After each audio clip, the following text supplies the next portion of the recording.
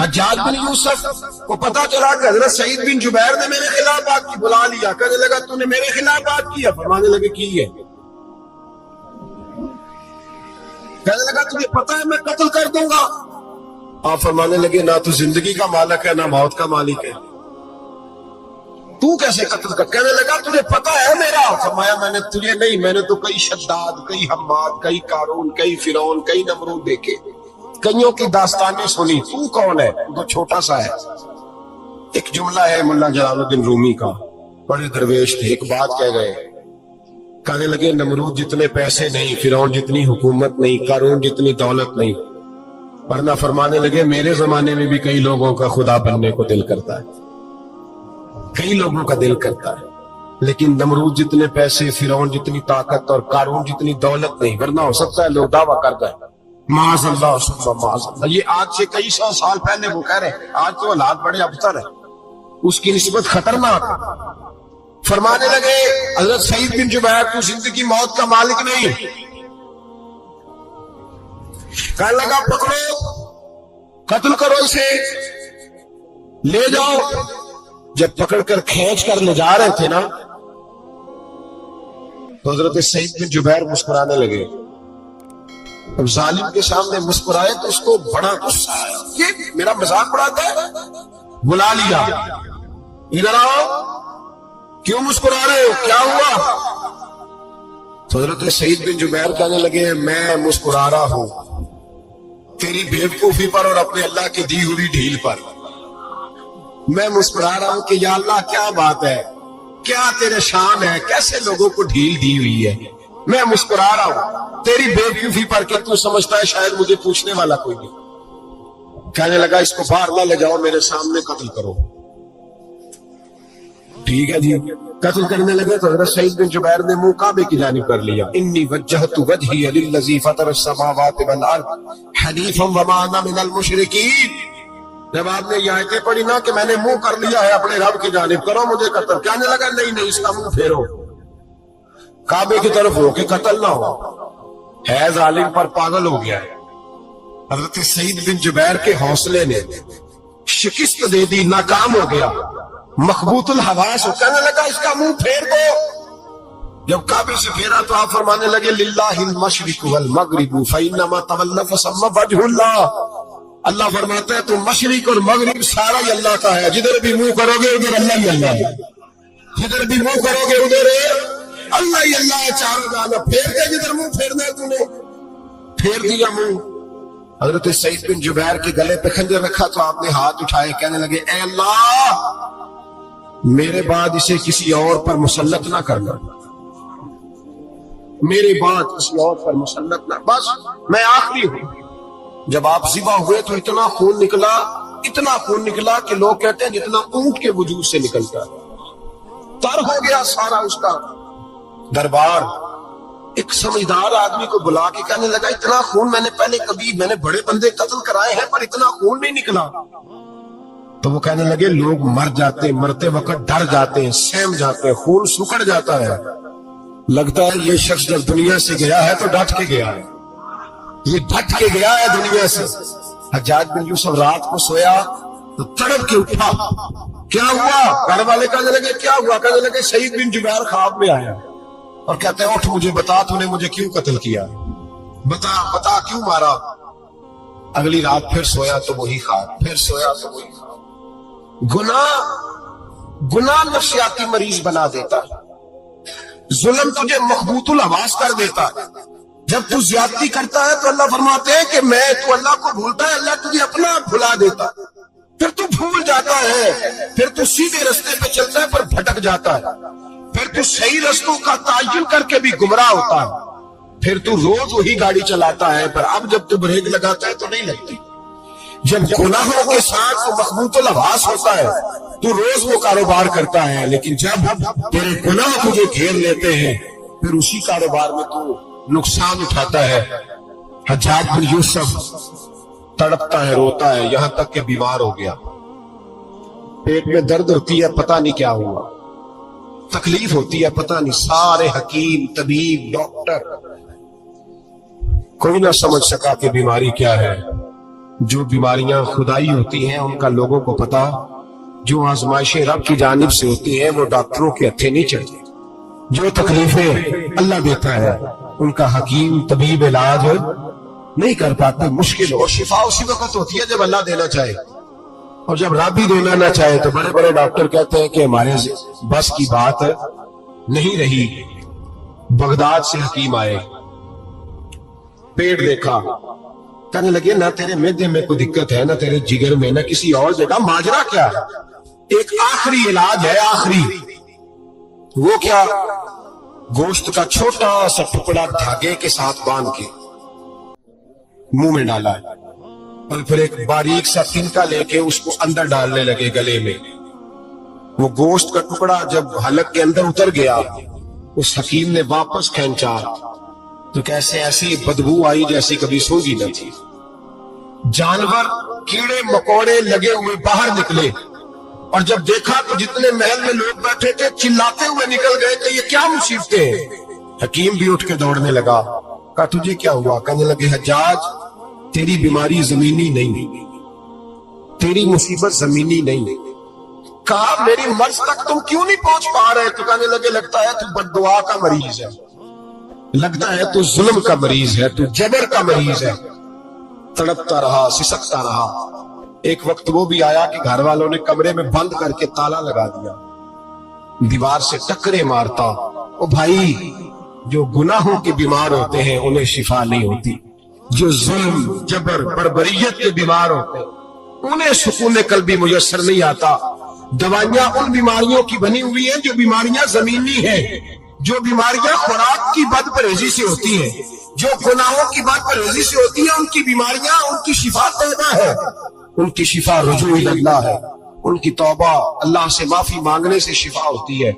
حجاج جب مرنے لگا تو بلایا، یہ رنگ بھی ذرا ملاحظہ کیجیے گا، دو چار قریبیوں کو بلایا، پتا ہوتا ہے نا اپنے کرتوتوں کا آدمی کو، پتا سارا ہے سردار مقیتیہ، جب پتا ہوتا ہے سارا، بلا کے کہنے لگا جب میں مر جاؤں تو مجھے رات کو دفن کرنا۔ کیوں بھائی؟ عورت ہے؟ کہنے لگا نہیں، رات کو دفنانا۔ ٹھیک ہے، رات کو دفنا دیں گے۔ پھر کہنے لگا جب صبح ہو جائے تو صبح ہونے سے پہلے پہلے میری قبر زمین کے برابر کر دینا، نشان مٹا دینا۔ کا وجہ تو کلمہ پڑھتا ہے، حضور کا حکم ہے کہ قبر کم از کم ایک بالش، ایک گیٹ اونچی ہونی چاہیے زمین سے، کم از کم، تو تیری قبر مٹا دے۔ وجہ پتا ہوتا ہے اپنے ظلموں کا۔ کہنے لگا مجھے پتا ہے لوگ میرے مرنے کے بعد میری قبر بھی نہیں چھوڑے، دنیا میں تو میرے جبر کی وجہ سے کوئی آ نہ سکا، لیکن میری قبر بھی لوگ جنازوں میں باتیں شروع کر دیتے ہیں۔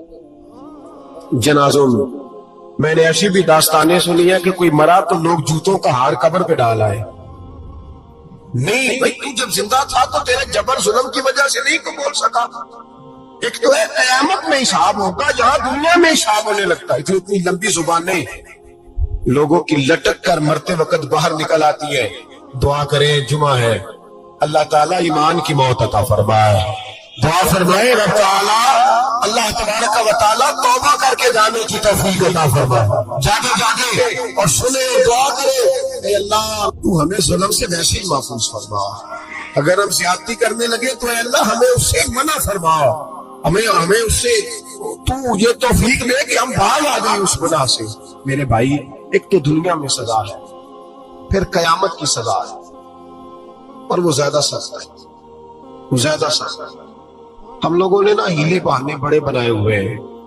بینک کے ساتھ کاروبار کرنے والا کہتا ہے نہیں نہیں، مجبوراً لیا ہے، مجبوراً مر رہا تھا تو آخری لمحوں میں تھا تو جائز ہے، جائز ہے۔ اس وقت جب تجھے کھانے کو لقمہ نہ لگے تو حرام کھانا بھی جائز ہے۔ کیا دقت تھی؟ کیوں اللہ رسول کے مقابلے میں کھڑا ہوا تو؟ کیوں سود کا دھندا کیا؟ کیا تکلیف تھی؟ کیا کہاں تو الجھ گیا تھا؟ ہم جان بوجھ کے اپنے لیے جہنم کٹھی کرتے ہیں، پھر کہتے ہیں سکون نہیں زندگی میں۔ کہاں سکون آئے گا؟ کیسے آئے گا؟ ہم نے خود آگ لگائی ہے چمن میں اپنی، جو قیامت کی سزا ہے۔ میرے نبی پاک علیہ السلام نے فرمایا رب تمہیں سامنے کھڑا کرے گا، اور کس طرح کھڑا کرے گا؟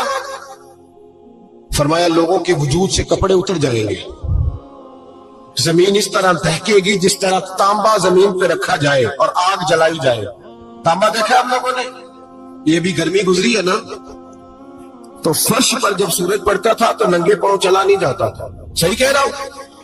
ننگے پاؤں، بچے کا پیر زمین پہ لگتا تو چیخ اٹھتے، کہتے وہ جل گیا پیر، حالانکہ یہ فرش دنیا کے۔ اور اگر تانبے کے اندر خاصیت ہے کہ اگر کوئی دھات جلدی اور زیادہ گرم ہوتی ہے تو وہ تانبا ہے۔ میرے نبی نے مثال دی تو اس کی دی جو سخت تھا، فرمایا تانبے کی طرح زمین تپائی جائے گی اور پھر ننگے پاؤں رب تمہیں کھڑا کرے گا۔ آج سورج کی پشت تمہاری جانب ہے، قیامت میں منہ تمہاری جانب ہوگا۔ نیزہ آپ نے دیکھا ہوگا، نیزہ ہوتا تھا، فرمایا یہ جو تم نیزے دیکھتے ہو صرف 1.25 نیزے کے برابر سورج قریب آ جائے گا، اور پھر اللہ تمہیں سامنے کھڑا کر کے تم سے سوال جواب کرے گا۔ اور حضور نے کہہ دیا ہے تو اب کسی نعت خواہ کے کہنے سے بات بدل سکتی، کسی پیر کے کہنے سے جملہ بدل سکتا، کسی خطیب کے کہنے سے فکر نہ کرنا، وہ سامنے جنت پڑی ہے، اب بات بدل سکتی؟ خدا کی رحمت پر بھروسہ رکھنا ضروری ہے، نبی پاک کی شفاعت کی امید رکھنا، بولیے، لیکن جو حضور نے بیان کیا ہے اس کو ماننا بھی یہ بھی ضروری ہے۔ میرے نبی پاک نے فرمایا اللہ تم سے حساب لے گا اور اللہ پوچھے گا، تم نے جواب دینا ہے۔ حضور کس کس شے کا؟ فرمایا جو پہنتے ہو اس کا جواب نہیں دینا، جو کھاتے ہو اس کا جواب نہیں دینا، جو اللہ کے راستے میں دیتے ہو اس کا جواب ہے، باقی ہر شے کا جواب دینا ہے۔ ادھر جو پلاٹ ہے اس کا بھی جواب دینا ہے، اور جو بچوں کو پیسے بتائے ان کا بھی جواب دینا ہے، جو چھپائے ہیں ان کا بھی۔ ثم لتسألن یومئذ عن النعیم، جو کمیٹی اپنے محلے میں ڈالی ہے اس کا بھی جواب دینا ہے، جو سسرال کے علاقے میں ابا جی سے چوری ڈالی ہوئی ہے اس کا جواب بھی، سب کا جواب دینا ہے، تمام حساب کتاب۔ اور اللہ فرماتے ہیں میں سامنے کھڑا کر کے ہر سوال کا تم سے جواب، تجھے ہر سوال کا جواب صاحب۔ اچھا یہ جو بڑے لوگ تھے وہ حساب سے ڈرتے تھے، ہم چھوٹے لوگ ہیں ہم حساب سے ہم نہیں ڈرتے، ہم کہتے ہیں دیکھی جائے گی۔ بڑے لوگ جو تھے وہ حساب سے، حضرت ابوبکر صدیق دعا کرایا کرتے تھے، دعا کرو اللہ مجھ سے حساب نہ پوچھے۔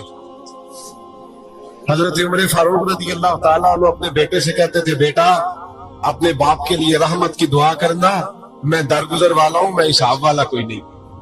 بڑے لوگ ڈرتے تھے، بڑے لوگ۔ حضرت عثمان غنی قبر پہ کھڑے ہوتے تھے تو داڑھی آنسوؤں سے بھیگ جاتی، غلام کہتے ہیں حضور 3 دفعہ نبی پاک نے آپ کو جنت کی بشارت دی ہے، 3 دفعہ بشارت دی ہے تو آپ کیوں اتنا روتے ہیں؟ عثمان غنی فرماتے جس رسول نے مجھے جنتی کہا ہے اسی محبوب نے مجھے فرمایا تھا عثمان قبر آخرت کی منزلوں میں سے پہلی منزل ہے۔ اور آپ فرماتے میرے تو کمرے میں دیا گل ہو جائے تو مجھے ڈر لگتا ہے، اس میں تو مکمل اندھیرا ہے۔ آپ فرماتے کھڑکیاں بند ہو تو دم گھٹنے لگتا ہے، اس کو تو دروازہ ہی کوئی نہیں، روشن دان تک نہیں۔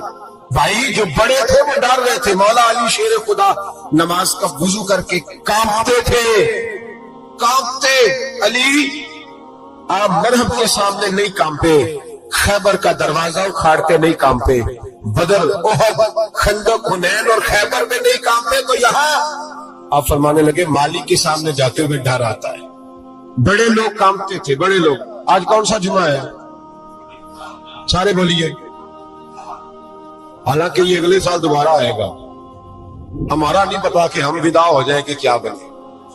یہ کون سا جمعہ ہے؟ آیا جمعۃ الوداع، آئے ہم آج ایک فکر لے کر کے جانا، ایک سوچ، جہاں روز رات کو بیٹے کی ٹینشن، بیٹی کی ٹینشن، بھائی کی ٹینشن، پوتے کی ٹینشن ہوتی ہے نا، ایک ٹینشن اور اپنے آج ایک ٹینشن بڑھا لو، قبر کی ٹینشن پیدا کر لو، قیامت کی تھوڑی سی فکر کر لو، تھوڑی سی، ایک لمحے کے لیے صحیح تھوڑا خیال پیدا کرو۔ حضرت حسن بصری نام سنا ہوا ہے نا، یہ حضرت علی کے شاگرد ہیں، نبی پاک کے گھر میں آ جاتے تھے کئی دفعہ، بچے تھے جب۔ حضرت حسن بصری تابعی ہیں، فرماتے ہیں خانہ کعبہ میں عمرہ کرنے گیا، طواف کعبہ کر رہا تھا تو بڑا عجیب منظر ہوا، رات کی تنہائی ہوئی۔ اس وقت کئی دفعہ طواف بند بھی ہوتا تھا، اس لیے کہ رش کم ہوتا تھا تو رات کو سب سو جاتا تھا۔ کہتے رات ذرا گہری ہوئی تو لوگ اپنا اپنا خیمہ لے کے جاتے تھے. اب تو ہوٹل ہے نا تو خیمے لگتے تھے, لوگ خیمہ لے کے جاتے تھے, جہاں جگہ ملتی تھی خیمہ لگا کے رہتے تھے. فرماتے میں رات کو سویا خیمے میں, ایک دردناک آواز آئی, میٹھی ہے دھیمی ہے پر درد بڑا. کوئی رونے والا رو کے کہتا ہے اللہ حساب قیامت میں مجھ سے نہ لینا, اے اللہ تنہائی میں جتنا مرضی حساب لینا پر لوگوں کے سامنے نہ لینا. اور پھر کہتا ہے اللہ فضل تو تب کرے جب تو میرا حساب پوچھے ہی نہ. پھر چند منٹ گزرے تو پھر وہ رونے لگا, میرے کانوں میں آواز آئی, کہنے لگا اے اللہ حساب تو ان کا لیا جاتا ہے جو حساب کے قابل ہوتے ہیں. اعلیٰ حضرت کہتے ہیں رضا سے تم کیا حساب لے گا, رضا بھی کسی حساب میں. اے اللہ میں قابل نہیں, مجھ سے حساب نہ لینا. کہتے تھوڑی دیر گزری تو پھر وہ رونے لگا, پھر ذرا سانس سنبھلے تو پھر کہنے لگا اے اللہ میں تو لوگوں کو کوئی بندہ حساب پوچھ لے تو نہیں دے سکتا, میں تجھے کیسے حساب دوں. پھر تڑپنے لگا. کہتے تھوڑی دیر گزری تو پھر ایک لفظ انہوں نے کہے رونے والے نے, کہنے لگے اللہ دیکھ تیرے محبوب کا فرمان ہے جو معافی مانگے تو اسے معاف کر دیا کرتا ہے. اے اللہ میں معافی مانگنے آیا ہوں اور مسجد نہیں آیا, میں کعبۃ اللہ ہی آ گیا. کہتے وہ اتنا روئے کہ چیخ آئی ان کی, اور جب دھڑام سے کوئی زمین پہ گرا تو میں پریشان ہوا کہ اب تو بے ہوش ہو گیا. فرماتے ہیں میں زور سے اٹھا فٹافٹ اور اس شخص کی طرف بڑھا. میرے دل میں خیال ہے کوئی گناہگار ہے بیچارہ, تو چلو میں بھی دعا کرتا ہوں, اس کو کہتا ہوں بیٹے فکر نہ کر, اللہ تیری مدد کرے گا. فرماتے میں گیا اس نیت کے ساتھ کہ میں کہوں گا چلو اٹھو تم بھی دعا کرو, میں بھی کرتا ہوں, اللہ ہم سے حساب نہ پوچھے. کہتے میں گیا تو وہ شخصیت بے ہوش پڑی تھی, کالے سیاہ بال ان کے چہرے پہ بکھرے ہوئے تھے. کہتے لوگوں جب میں نے زلفیں ہٹائی چہرے سے تو میرا وجود کانپنے لگا آسمان ٹوٹ پڑے گا, زمین پھٹ جائے گی, ستارے بکھر جائیں گے, آج بہ جائیں گے سمندر. فرماتے میری چیخیں نکل گئی, یہ کوئی گناہگار تو نہیں, یہ تو حضرت فاطمہ کے پوتے امام زین العابدین ہے, یہ تو امام حسین کا وہ بیٹا ہے جو کربلا میں تنہا بچے. فرماتے میں امام کا چہرہ دیکھا تو بھاگ کے آیا, اور میں نے اپنی داڑھی ان کے پیروں کے ساتھ مس کی, اور میں نے کہا حضور اٹھیے. امام اٹھے تو میں نے کہا شہزادے تیرے تو اشارے سے اللہ کئی گناہگاروں کو بخشے گا, تیری تو دعا سے اللہ بخشے گا, یہ کیا کر رہے ہو. امام زین العابدین کہنے لگے حسن بصری ادھر آ جا, ادھر آؤ بزرگو, میرے دادا کے پاس رہنے والے ہو, میں نے نا آج ہی سنا ہے کہ اس کا عذاب بڑا سخت ہے, آؤ میرے لیے دعا کرو, اللہ پاک مجھ سے حساب نہ پوچھے. کہا حضور نہ کریں. اب فرمانے لگے تجھے نہیں پتا کچھ چیزیں ایسی ہیں کہ رب نے اگر حساب پوچھا تو میں واقعی جواب نہیں دے پاؤں گا, چل کر میرے لیے دعا. کہتے میں نے ہاتھ باندھے, حضور میں نہیں کرتا, اٹھا کہ فرماتے میں نے ہاتھ اٹھائے, میں نے کہا اے اللہ تیرے رسول کا شہزادہ ہے, یہ تیرے رسول کا شہزادہ یہ کہہ رہا ہے تو فضل کر.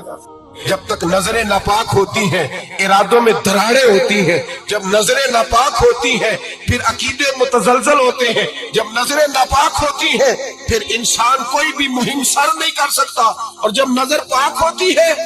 حضرت عبداللہ بن حذافہ جہاد کر رہے تھے, روم کے عیسائیوں نے گرفتار کر لیا, 1000 آدمی نے مل کے پکڑا, گرفتار نہیں ہوتے تھے صحابی, 1000 آدمی نے گھیرا ڈالا, گرفتار کر کے لے گئے. اور جب بادشاہ کے سامنے گئے تو وزیر کہنے لگا بادشاہ بندہ بڑے کام کا ہے, اگر ہمارے قابو آ گیا تو فائدہ دے گا. صحابی ہیں حضرت عبداللہ بن حذافہ, حضرت فاروق اعظم کا زمانہ ہے, اگر قابو آ گیا تو فائدہ دے گا. بادشاہ کہنے لگا کیوں, کیا خوبی ہے. کہنے لگے ہم 1000 آدمی تھے, یہ اکیلا قابو نہیں آ رہا تھا, 1000 آدمی تھے, اگر ہماری فوج میں شامل ہو گیا تو بہت بڑا جرنیل ملے گا. بادشاہ کہنے لگا کوئی مسئلہ نہیں, 2-3 چیزیں ہوتی ہیں بندے کو خریدنے کے لیے, خرید لیتے. بادشاہ کہنے لگا عبداللہ جتنی دولت تجھے چاہیے میں تجھے دے دیتا ہوں, میرے لشکر میں آ جا, معاذ اللہ اسلام چھوڑ دے. حضرت عبداللہ بن حذافہ کیا فرماتے ہیں بڑا تو بیوقوف ہے, میں نے دولت کمانی ہوتی تو مدینے میں بیٹھ کے تجارت کرتا, میں دولت کمانے نہیں نکلا, میں تو رسول اللہ کی رضا کمانے کے لیے نکلا ہوا. दौलत कमानी होती तो किसी मार्केट में होता, मैदान में आना तो शहादत है मतलूब मकसूद मोमिन, न माल गनीमत न किश्वर कुशाई। ये दौलत तो लौंडी है रसूलुल्लाह के दरवाजे की, ये तो पीछे पीछे फिरती है नबी पाक के गुलामों।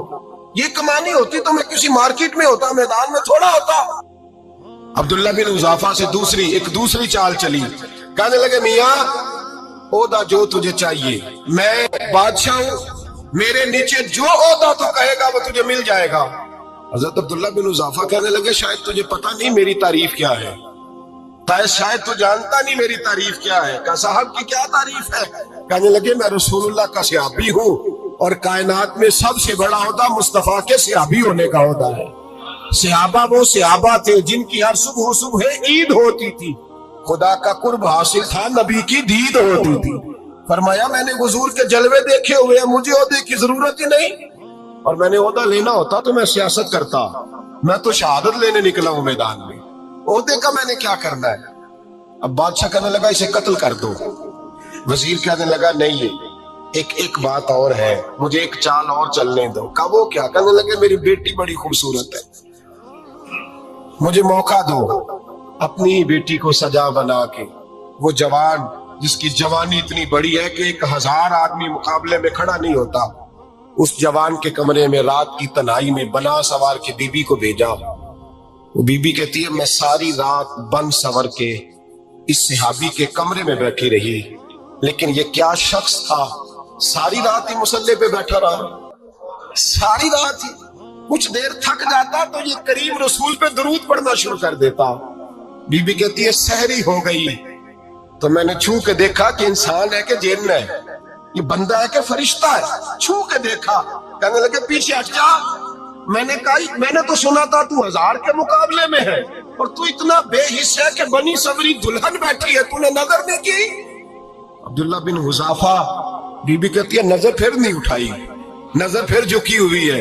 कहने लगे बीबी मैं मजबूर हूँ, अब मेरे ऊपर कोई हुस्न नहीं चलता, मैंने जलवाए बद्दुहा का दीदार किया हुआ है, अब मेरी निगाहों में जचता नहीं कोई, इसलिए कि जैसे मेरे सरकार है ऐसा नहीं कोई। कभी भी अब नहीं किसी का मेरे ऊपर जादू चलता। मैंने मुस्तफा को और कहा जरा पीछे हट के बैठ, मुझे मेरे रसूल ने गैर महरम से बचने का हुक्म दिया है, जरा पीछे हट के बैठ। शहरी का वक्त था।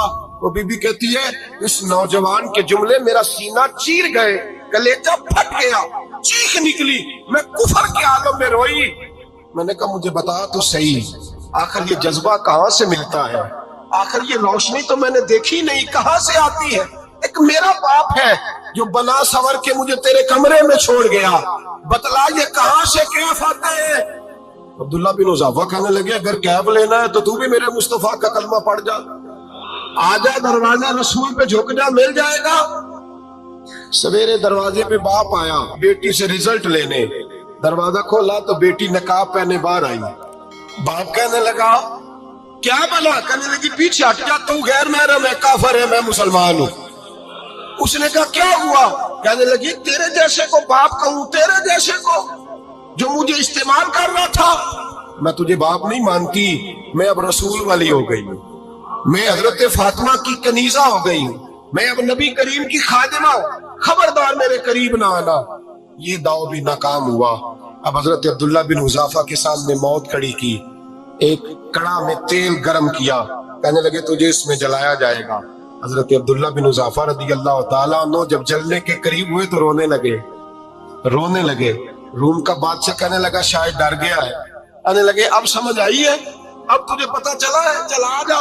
हजरत अब्दुल्ला बिन हुज़ाफा कहने लगे तू काफिर है, तेरी काफिरों वाली सोच है, इसलिए नहीं रोया कि मौत से डर गया हूँ, मैं तो इसलिए रोया हूँ कि एक जान है वो नबी पाक पे कुर्बान हो रही है। काश रब मुझे 1000 जान देता, मैं सारी मुस्तफा पे कुर्बान कर देता। फाज़िल बरेलवी फरमाते करूं तेरे नाम पे जा फिदा, न बस एक जान 2 जहां फिदा, और मेरा 2 जहां से भी नहीं जी भरा, मैं करूं क्या के करोड़ों जहां नहीं। मियां साहब फरमाते हो कच्चा रंग ललारी वाला जेड़ा चढ़दा लैंदा रहिंदा, ए इश्क तेरे दा रंग मुहम्मद चढ़ जाए फेर नहीं लैंदा, इश्क तेरे दा रंग मुहम्मद चढ़ जाए फेर ये नहीं लेना। मेरे भाई वो रूम का बादशाह कहने लगा दुनिया मैंने भी बड़ी देखी है, پر جیسے پاک صاف مصطفیٰ کے غلام دیکھے ایسا میں نے کوئی نہیں دیکھا۔ اور بھائیو، نظر پاک ہو، روح پاک ہو، مزاج پاک ہو، پھر انسان بڑے بڑے کام کرتا ہے، پھر وہ مہمات کو سر کرتا ہے، پھر وہ صرف ایک گھر کے لیے نہیں، وہ ملت کے لیے فائدہ مند ہوتا ہے، پھر وہ گھرانوں کو لے کر چلتا ہے، پھر وہ بڑے بڑے معاشرے تشکیل دیتا ہے۔ میرے رسول کریم صلی اللہ علیہ وسلم نے پاک صاف ذہن کے لوگ تیار کیے۔ حضرت مرثد فرماتے ہیں میں ایک عورت پہ عاشق تھا، جب کلمہ پڑھا نبی پاک نے میری پشت پہ ہاتھ پھیرا، میں نے کہا حضور کوئی نصیحت؟ نبی پاک نے فرمایا نظر کو پاک رکھنا۔ آپ فرماتے ہیں عورتیں میرے پیچھے بھاگا کرتی تھیں اور مجھے کہا کرتی تھی اب تو دیکھتا کیوں نہیں؟ تو میں نے کہا پتا مجھے بھی نہیں، مصطفیٰ کی ایک نظر ہوئی ہے، رب نے سارے محل کو چہل دور فرما دیے، سارا کچھ ہی بدل دے۔ ملت کے جوانوں یاد رکھو اس بات کو، یہ پاکیزگی، یہ نظر، یہ پاکیزگی، یہ مزاج، یہ انسان سے بڑے کام کرا لیتی ہے۔ اور اگر تیری نظر ناپاک رہتی ہے پھر تو کچھ نہیں کر سکتا، پھر تیری زندگی ایک ایسے قید خانے میں قید ہو گئی ہے جو تجھے 2 قدم بھی نہیں چلنے دے گی۔ سب سے پہلے مزاج کی پاکیزگی، اور دوسرا اصلاح معاشرہ کے لیے اہم درس یہ ہے اپنے آپ کو پاک صاف رکھیں، ذہنی طور پر، نظریاتی طور پر۔ اور دوسرا درس یہ ہے میرے بھائی، ظلم اور زیادتی سے بچیں، پاک صاف رہ کے وقت شروع کریں، اور کسی جگہ بھی کوئی زیادتی، کوئی ظلم، میرے نبی کریم صلی اللہ علیہ وسلم کے مزاج کو اگر آپ دیکھیں گے نا، ہمارے معاشرے میں آج سب سے زیادہ زیادتی پتہ کون سی ہوتی ہے؟ لوگ عزتیں پامال کرتے ہیں، بدگمانیاں کرتے ہیں۔ ابو جہل یہ کام کرتا تھا کہ وہ نبی پاک صلی اللہ علیہ وسلم پر، صحابہ پر معاذ اللہ شخصی اعتراضات کرتا تھا، شخصی۔ عزیزو، جب آدمی کا کسی سے اختلاف ہوتا ہے نا، یا کسی کو پسند نہیں کرتا یا کسی کو ریجیکٹ کرنا چاہتا ہے تو شخصی اعتراضات کرتا ہے، نیچے اترتا ہے، کمزور بات کرتا ہے، چھوٹی بات کرتا ہے۔ اور ہمارے زمانے میں تو یہ کام حسد کی وجہ سے ہوتا ہے، بڑے بڑے جماعتیں ٹوٹ جاتی ہیں، ملتوں کا شیرازہ بکھر جاتا ہے، لیکن لوگ اپنی اس حرکت سے باز نہیں آتے، ساری زندگی ذاتی اور نجی اعتراضات کرتے رہے۔ ابو جہل کے اندر ہزاروں عیب پائے جاتے تھے، شرابی بھی تھا، بدکار بھی تھا، بے حیا بھی تھا، ظالم بھی تھا۔ میرے نبی پاک صلی اللہ علیہ وسلم نے اسے دین کا پیغام دیا ہے، لیکن تاریخ کی کسی کتاب میں آپ کو یہ نہیں ملے گا کہ حضور نے کبھی اس کی شخصیت پر اعتراض کیا ہو۔ یہ فرمایا ہے کہ بڑا فرعون ہے اس امت کا، لیکن نیچے اتر کر کبھی اس کی ذاتی اور شخصی زندگی پر کوئی زیادتی صحابہ کی طرف سے اور نبی پاک کی طرف سے۔ بہت بڑی بات سمجھا رہا ہوں اگر آپ کی سمجھ میں آئے، ہم ذاتیات پر اترتے، ذات پر اتر کر زیادتی کرتے، ذات پر۔ ہمارا اب ظلم نجی سطح سے شروع ہو رہا ہے اور پوری ملت کو لپیٹ میں لے رہا ہے، پوری ملت چھوٹی چھوٹی زیادتی ہیں جو پورے معاشرے کو اپنی لپیٹ میں لیتی ہیں۔ میرے نبی کریم علیہ السلام نے جو دین ہمیں دیا ہے وہ خیر خواہی کا مذہب ہے، وہ بھلا کرنے کا مذہب ہے، وہ کام آنے کا مذہب ہے، وہ ظلم سے بچنے کا مذہب ہے۔ میرے نبی پاک نے فرمایا ظلم سے بچ جانا، قیامت کے اندھیروں میں جو بڑا اندھیرا ہوگا وہ ظلم ہوگا۔ اصلاح معاشرہ کانفرنس کا پہلا سبق میں نے عرض کیا کہ نظر کو، ذہن کو، سوچ کو پاک رکھیں، اور دوسرا زندگی میں کبھی زیادتی نہ کریں، کبھی بھی اپنے مخالف پر بھی کبھی شخصی، ذاتی اور نجی اعتراضات نہ کریں۔ یہ انسان کے اندر کا ظلم ہوتا ہے، ہمارے گھروں کے اندر سے ظلم جنم لینے لگا ہے۔ روز بہو پہ تیل چھڑکا جاتا ہے، روز کسی نہ کسی شہر سے، اپنے ہی گھر سے، اپنے ہی چراغ کو بند کرنے کی خبر نکلتی ہے۔ سڑکوں پہ، چوکوں پہ، چوراہوں پہ غریب مسلے جاتے ہیں، جس کے ہاتھ جہاں تک پہنچتے ہیں وہ وہاں تک معاذ اللہ زیادتی کر گزرتا ہے۔ اگر قوم ظلم سے بچنے لگے، زیادتی سے بچنے لگے، تکلیف دینے سے بچنے لگے تو معاشرہ سنور جائے گا۔ میرے رسول کریم علیہ السلام نے اپنے غلاموں سے پوچھا تھا بتاؤ مفلس کون ہوتا ہے؟ کون ہے جس کے پاس کچھ نہیں ہوتا؟ صحابہ نے کہا یا رسول اللہ جس کے پاس پیسے نہ ہو۔ بخاری مسلم متفق علیہ حدیث ہے۔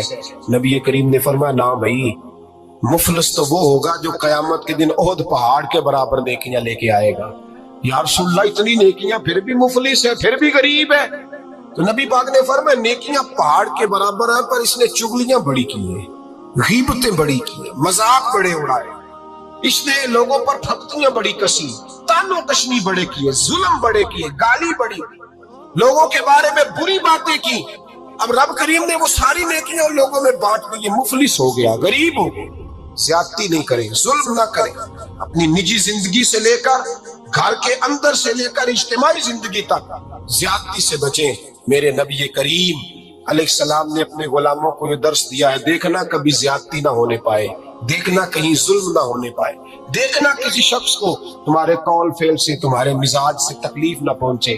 میرے بھائیوں، حضرت وہاب ابن منبہ علیہ رحمہ فرماتے ہیں کہ بنی اسرائیل کے اندر ایک بادشاہ محل بنانے جا رہا تھا۔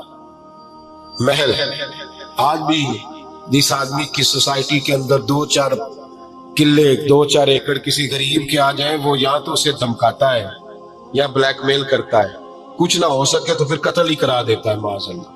اور یہ خبریں عام ہمیں سننے پڑھنے اور دیکھنے کو ملتی ہیں۔ بادشاہ محل بنانے جا رہا تھا، ایک غریب بی بی رہتی تھی، اس کی جھونپڑی بادشاہ کے محل کے نقشے میں آتی تھی۔ بادشاہ نے کہا بی بی منہ مانگی قیمت لے لو، خالی کر دو یہ مکان۔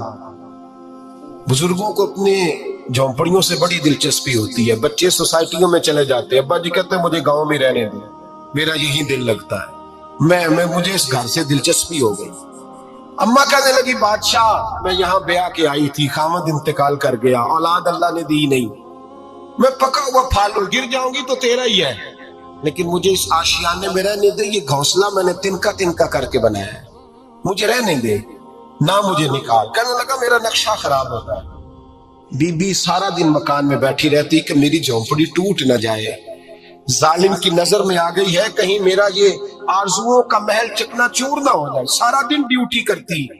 بادشاہ نے بھی 2-4 سپاہی کھڑے کر دیے، جب گھر سے نکلے تو بلڈوز کر دینا، مکان کو گرا دے۔ وہ خاتون کتنی دن بندہ بیٹھ سکتا ہے؟ ایک دن سر شام گھر سے نکلی، 2-1 گھنٹے کے بعد واپس آئی تو مکان گر گیا تھا، دیوار بن گئی تھی۔ حضرت وہاب ابن منبہ فرماتے ہیں بس اس نے دعا کی تو رب کریم نے وہ شہر سارا تباہ کر دیا۔ اس بی بی نے 2 جملے کہے تو الٹ پلٹ دیا وہ سارا شہر۔ میرے نبی کریم علیہ السلام نے فرمایا جب مظلوم کے ہاتھ دعا کے لیے اٹھتے ہیں تو عرش کا مالک آسمان سے کہتا ہے کھول دے سارے دروازے، اس کے بیچ کوئی پردہ نہیں رہنا چاہیے، آنے دے، مظلوم ہے، اس پر ظلم ہوا ہے۔ لوگ کہتے ہیں میں بے چین رہتا ہوں صاحب، مولانا صاحب، پیر صاحب، وہ گھر کے کونے سے چیخنے کی آواز آتی ہے، کوئی دم مل جائے، کوئی تعویذ ہو جائے، کچھ ایسا ہو جائے کہ بچت ہو جائے، کوئی ایسی پھونک لگ جائے کہ آرام آ جائے۔ تو میں کہتا ہوں بھائی اگر بڑے دم کرانے سے بھی فرق نہیں پڑا، اگر بڑے تعویذ لینے سے بھی چیخیں بند نہیں ہوئی، تو ذرا ٹٹول کے دیکھ لو کہیں کسی یتیم کی آہیں ہی نہ دفن ہو وہاں، کہیں کسی غریب کا گوشت تو نہیں دبا لیا، کہیں کسی کو لوٹ کے تو دیوار نہیں بنا لی، کہیں کسی کا مکان پہ قبضہ کر کے تو نہیں بنایا۔ اگر لوٹ اور حرام کا مال ہو تو پھر چیخیں بند نہیں ہوتی، پھر سکون سے سویا نہیں جاتا، پھر وہاں آرام کی نیند نہیں آتی۔ حضرت وہاب ابن منبہ فرماتے ہیں بی بی آئی اور آ کر کے اس نے جب دیکھا میرا گھر ٹوٹ گیا ہے، محل ٹوٹ گیا ہے، حالات بدل گئے ہیں، تو خاتون آتی ہے اور میرے بھائی دعا کی تو اس نے انداز ہی بدل کے رکھ دیے، مکان سے نکلی تو مکان ٹوٹ گیا۔ اور فرماتے واپس آئی تو ہاتھ پھیلا کے پتہ کیا کہتی ہے؟ کہتی اے اللہ میں تو موجود نہیں تھی، بتا تو کہاں گیا تھا؟ تو بھی موجود نہیں تھا، میں تو نہیں تھی، پر تو کہاں تھا؟ بس رب کریم نے حضرت جبریل کو حکم دیا، فرمایا یہ بستی الٹ دو، ساری تباہ کر دو، یہ لوگ نہیں رہنے چاہیے، جو ظلم تو سہتے ہیں بغاوت نہیں کرتے، نہیں رہنے چاہیے۔ صاحب طبقات کہتے ہیں میرے مصطفیٰ کریم سید عالم صلی اللہ علیہ وسلم کے وصال ظاہری کے ایام قریب آئے تو حضور نے سرخ پٹی باندھی، تیز بخار ہے نبی کریم کو، 2 صحابہ سہارا دے کے مسجد میں لائے، نبی پاک علیہ السلام کو بظاہر سہارا دے کے لایا گیا۔ کریم رسول نے لوگوں کو جمع کیا، حضور آج کیا ہونے والا ہے، آج کیا کہا جائے گا، آج کس لیے میٹنگ بلائی ہے؟ نبی کریم کے کل صحابہ جب مسجد میں جمع ہوئے تو کھچا کھچ مسجد بھری ہے، وصال ظاہری سے چند یوم پہلے کی بات۔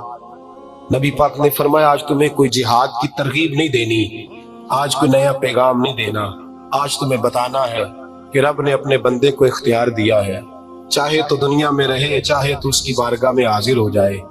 اس عبد نے بارگاہ ربوبیت کی طرف لوٹنے کا ارادہ کر لیا ہے، حضرت صدیق اکبر رونے لگے تو صحابہ نے کہا تمہیں کیا ہوا؟ کہنے لگے سمجھ نہیں رہے، کسی کی بات نہیں کر رہے، نبی پاک تو اپنی بات فرما رہے ہیں، اس نے جانے کا ارادہ کر لیا۔ سنیے میرے بھائی، محبوب پاک نے فرمایا بھائی کسی شخص کو میری طرف سے کوئی تکلیف پہنچی ہو تو بدلہ لے سکتا ہے، بدلہ لے سکتا ہے، کسی کو تکلیف پہنچی ہو۔ صحابہ پھوٹ کے رونے لگے، محبوبہ کرم ہی کرم ہوا ہے، رحمت ہی رحمت آئی، آپ کے بارے میں گمان کرنے والا بھی دائرہ ایمان سے نکل جائے گا۔ حضور آپ کیا فرما رہے ہیں؟ فرمایا نہیں بھائی اٹھو۔ پیچھے سے جناب عکاشہ بن محصن اٹھے، ہاتھ کانپتے ہیں، آگے بڑھے، کہنے لگے یا رسول اللہ، ایک جنگ کے موقع پر آپ نے درہ مارا تھا، ننگی پیٹھ پر صفیں سیدھی کراتے، بات دل میں رہ گئی ہے، میں نے بدلہ لینا ہے۔ نبی کریم نے فرمایا بلال دوڑ کے جاؤ، فاطمہ کے گھر درہ پڑا ہے، درہ لاؤ۔